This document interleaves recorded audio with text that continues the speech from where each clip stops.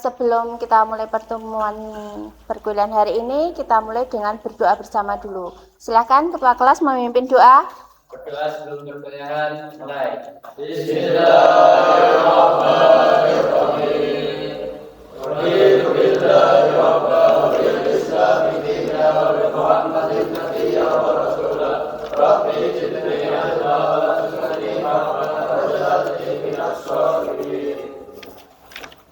Terima kasih. Sebelumnya saya absen dulu ya. Faros, Zidan, pada pertemuan minggu lalu masih ingat kita membahas materi pengelolaan sekolah dan madrasah. Ada yang masih ingat materi kemarin? Silakan disampaikan. Iya. Dulu atau yang kedua, pembinaan sekolah yang masyarakat, sekolah perlindungan dan supervisi. Oke, pada pertemuan minggu lalu kita membahas mengenai pengelolaan sekolah. Pada pertemuan kali ini kita akan membahas mengenai peningkatan mutu pendidikan. Tapi sebelum itu, saya akan memberikan motivasi kepada teman-teman semua bahwasannya motivasi itu adalah sebagai bentuk penyemangat kalian, dorongan kalian. Teman-teman ini nantinya kan rencananya mau jadi guru ya kan, jadi guru. Nah itu bagaimana jenengan semua untuk semangat dalam menjadi guru profesional. Nah itu motivasinya. Kemudian tujuan dari pembelajaran kali ini adalah yang pertama menjadikan lulusan guru ya, jenengan guru itu menjadi pendidik yang memiliki jiwa profesional, pendidik yang mampu menjadikan lulusan yang berkualitas. Jadi jenengan nanti menjadi lulusan yang berkualitas. Oke, untuk pertemuan kali ini kita akan membahas mata kuliahnya manajemen lembaga pendidikan. Materi kali ini mengenai peningkatan mutu pendidikan. Adapun mutu pendidikan itu adalah kualitas ya. Mutu pendidikan itu kualitas. Kalau indikatornya nanti terkait dengan sekolah yang memiliki keunggulan ataupun kualitas ataupun prestasi. Kemudian komponen mutu itu ada 4. Yang pertama mutu input, mutu proses, mutu output, sama mutu outcome. Mutu input, kalau input itu terkait dengan siswa. Jadi peserta didik, mahasiswa itu input. Kalau proses itu terkait dengan kualitas pembelajaran. Jadi pelaksanaan pembelajaran itu seperti apa. Kalau mutu output itu lulusan. Jadi jenengan nanti jadi lulusan itu termasuk ke mutu output. Kemudian mutu outcome. Mutu outcome itu terkait dengan lulusan itu nanti bisa berkontribusi positif di masyarakat, itu bisa mengamalkan ilmu, bekerja menjadi guru, itu mutu outcome.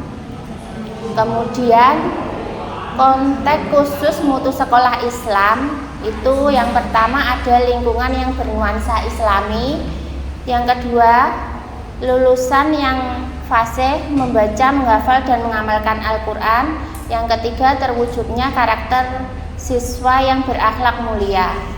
Jadi mutu sekolah Islam itu harus memang benar-benar sesuai dengan visi misi yang ada di sekolah Islam tersebut. Kemudian peningkatan mutu di lembaga pendidikan. Nah, ini peningkatan mutu.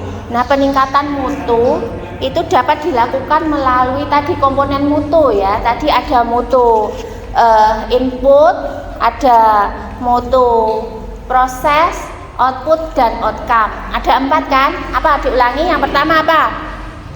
Input, yang kedua proses, yang ketiga output, yang keempat oke.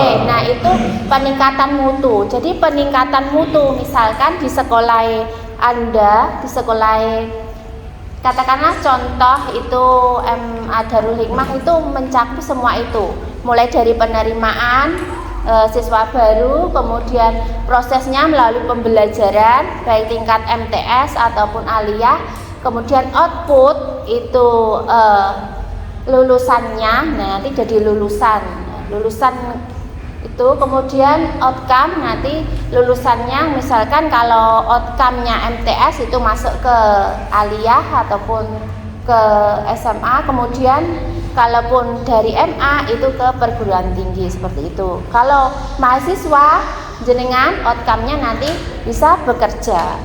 Kemudian selanjutnya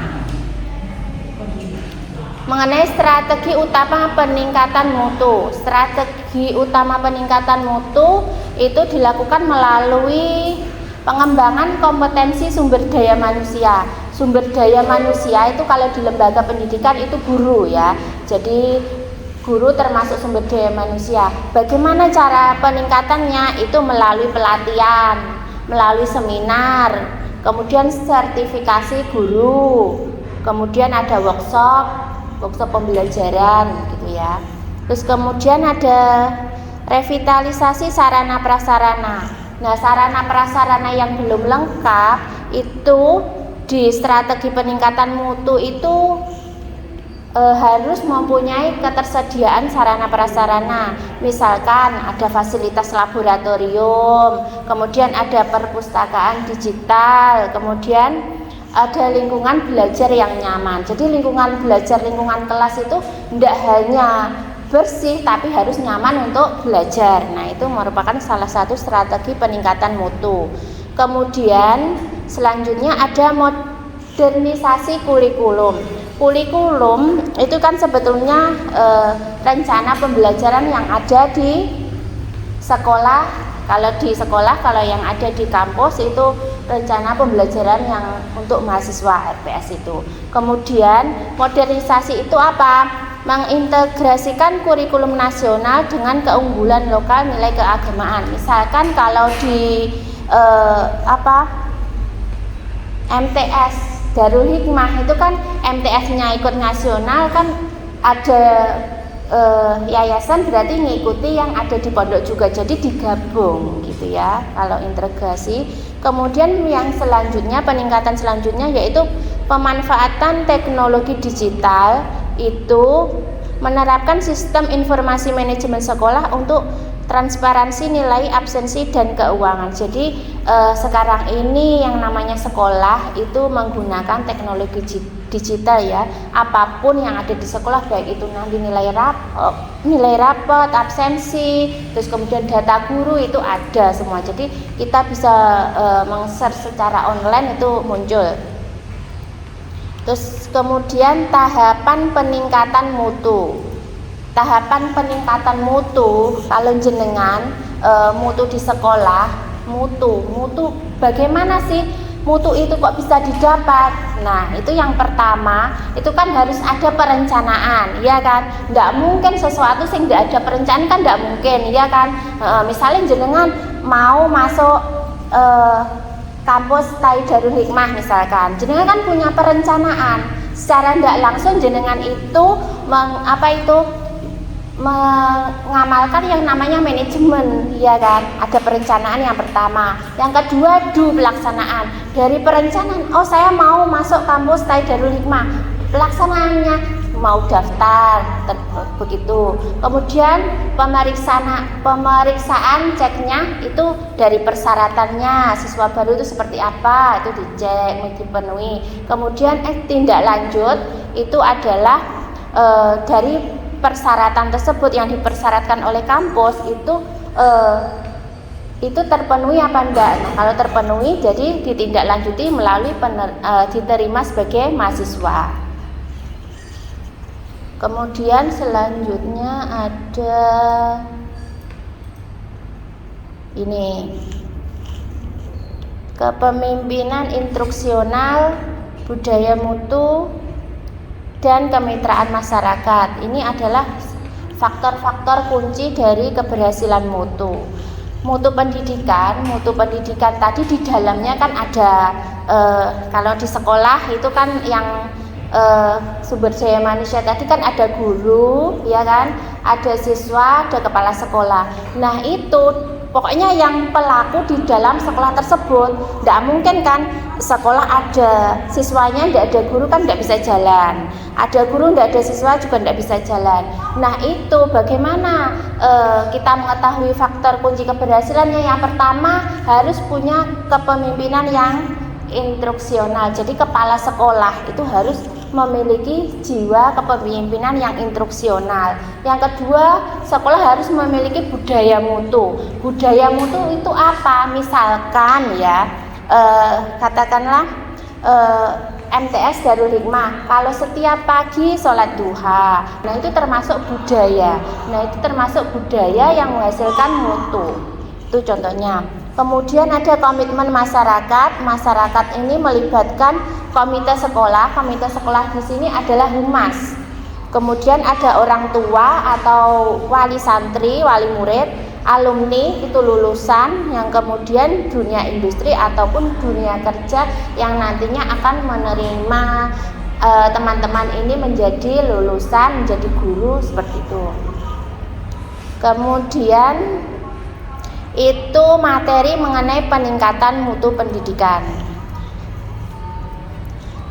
Kemudian dari materi-materi yang saya jelaskan tadi ada beberapa contoh yang relevan dari materi peningkatan mutu. Itu contohnya seperti salah satu prestasi yang ada di MAN 2 Tulungagung. Itu salah satu siswanya itu kemarin mengikuti kegiatan karya ilmiah dan itu lolos ke internasional. Kemarin dibawa ke Amerika, cuma satu siswa. Nah itu berarti kalau dikaitkan dengan peningkatan mutu pendidikan itu kan sarana prasarana yang memadai, ya kan? Ada laboratorium, komputer yang memadai dan lain sebagainya. Kemudian materi peningkatan mutu pendidikan ini apabila dikaitkan dengan isu-isu mutakhir saat ini, yakni seperti pengadaan melalui TKA ya, tes kompetensi akademik. Nah itu kan dilakukan untuk guru, bagaimana cara mengevaluasi guru supaya bagaimana pembelajarannya nanti meningkat. Nah itu melalui itu. Baik, terkait dengan isu mutakhir saat ini mengenai peningkatan mutu pendidikan, yaitu melalui TKA. Ini adalah bentuk tes kepada siswa. Jadi guru mengadakan tes kepada siswa untuk mengetahui kemampuan siswa. Itu diadakan setahun sekali ya. Terus kemudian terkait dengan peningkatan mutu pendidikan ini seperti di MAN 2 itu kan tadi prestasinya sampai ke internasional ya. Nah itu bisa kok bisa sampai di internasional? Nah itu otomatis gurunya itu kan memiliki kompetensi yang profesional ya, bukan sembarangan gitu kan ya. Iya. Jadi dari situ itu kan suatu keunggulan. Nah kalau dari keunggulan itu bisa dijadikan bahan penelitian ataupun bahan kajian terkait dengan pengabdian masyarakat. Jadi seperti itu. Assalamualaikum warahmatullahi wabarakatuh. Waalaikumsalam warahmatullahi wabarakatuh. Kami dari kaum muda yang mempresentasikan materi dan penelitian. Dari satu saja ya. Dari kami materi tentang peningkatan mutu pendidikan. Jadi pengertian dari peningkatan mutu pendidikan adalah serangkaian upaya yang dilakukan secara terencana dan berkesinambungan, yang mana tujuannya untuk meningkatkan kualitas proses pembelajaran, hasil belajar peserta didik, kemudian efektivitas penyelenggaraan pendidikan. Nah, sekian kelompok kami. Terima kasih. Mungkin dari teman-teman ada yang perlu tanyakan, silakan. Silakan bertanya. Ya, silakan. Ya. Sebutkan nama. Nama saya Zaid. Saya mau bertanya, bagaimana cara guru dalam meningkatkan kualitas pendidikan jika mengajar di sekolah swasta yang fasilitasnya masih belum terpenuhi?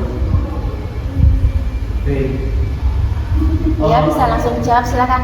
Ya. Izin saja. Ya. Jadi kalau bagaimana cara guru bisa meningkatkan mutu pendidikan gitu ya.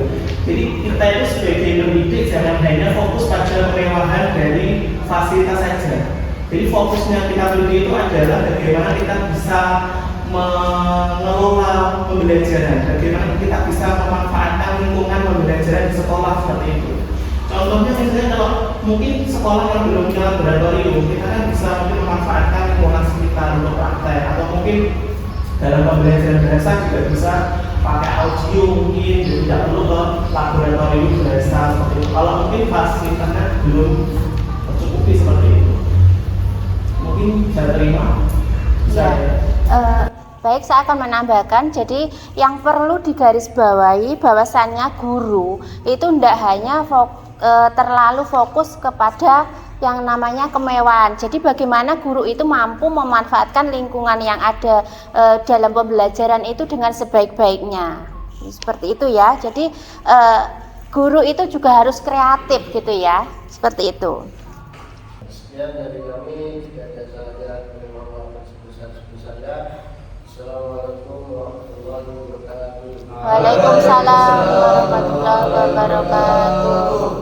Baik, untuk penjelasan hari ini yaitu mengenai peningkatan mutu pendidikan. Untuk kesimpulannya, mungkin salah satu mahasiswa bisa mewakili mengenai penyampaian materi hari ini terkait peningkatan mutu pendidikan. Saya akan mencoba untuk menyimpulkan. Iya. Jadi dalam meningkatkan mutu pendidikan di dalam sebuah lembaga itu memang penting kolaborasi dari kepala sekolahnya, ketuanya, kemudian dari jurusan yang lebih profesional mempunyai integritas yang tinggi. Oke, baik, mengenai simpulannya seperti itu ya. Jadi peningkatan mutu pendidikan itu dapat dilakukan dengan peningkatan mutu sumber daya manusianya. Untuk tugasnya mengenai peningkatan mutu pendidikan ini saya kasih tugas satu-satu ya. Individu nanti meresum terkait materi peningkatan mutu pendidikan. Jadi ini bisa dibagi ya. Untuk materi peningkatan mutu pendidikan itu nanti bisa memakai buku terkait manajemen ya. Di sini ada 3 buku ya. Ada 2 buku. Ini buku karya saya, ini terkait total quality management, ini membahas mengenai manajemen. Terus nanti kalau jenengan meresum terkait kualitas sumber daya manusia nanti melalui buku ini juga. Nanti bisa referensinya ini bukunya membangun kualitas pembelajaran melalui profesionalisme guru. Kalau jurnal nanti kan otomatis jenengan resum itu mencantumkan artikel. Nah itu juga bisa mengambil dari jurnal ini. Jurnal cendekia di sini ada terkait manajemennya. Kemudian untuk pertemuan selanjutnya kita akan membahas mengenai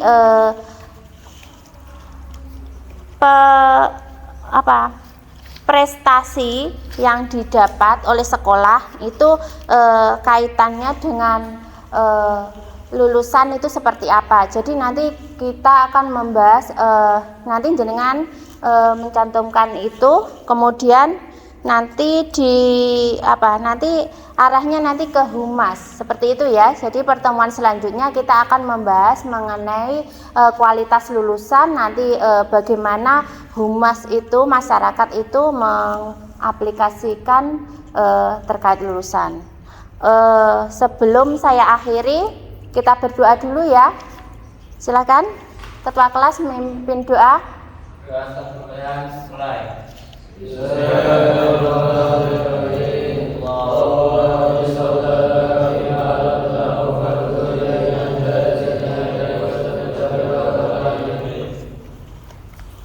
Terima kasih. Saya akhiri ya pertemuan kali ini. Assalamualaikum warahmatullahi wabarakatuh. Waalaikumsalam.